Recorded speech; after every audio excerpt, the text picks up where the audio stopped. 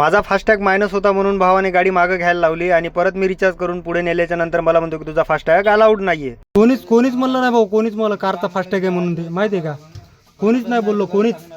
हा कटतच नाही तर कसं कटणार आहे? असं कसं नाही कटत? आधी म्हणलं तू त्याच्यामध्ये बॅलन्स नाही, आता म्हणायला लागला फास्टॅग नाही ते कारचा आहे. पुढे दाखवते ते कारचं, दाखव बरं मला. नाही दिलं पिक्चर टाईप का आली नाही तुझ्या गाडीचा, पिक्चर टाईप का LCD आहे ना. मग आता ते देणार चुत्या असं. भाऊ मला सांगत होता की हा महाराष्ट्र स्टेट हायवे आहे आणि याच्यावर तुझं फास्टॅग अलाउड नाही आहे आणि त्याच्यात परत तुझी गाडी लोडिंग आहे आणि तुझ्या गाडीला जो कारचा लावलेला फास्टॅग आहे तो कारचा आहे.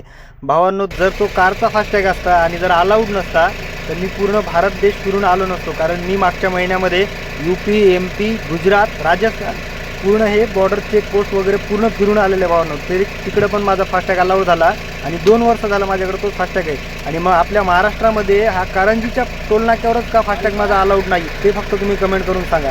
भावाने माझ्या फास्टॅगमधून पैसे कट केले नाही आणि माझा अर्धा तास तिथेच गमावला त्यांनी. आणि नंतर त्याच हायवेवर मी पुढे आल्याच्या नंतर ह्या टोलवर ऑटोमॅटिक टोल कटला, तो पण 35 रुपये फक्त.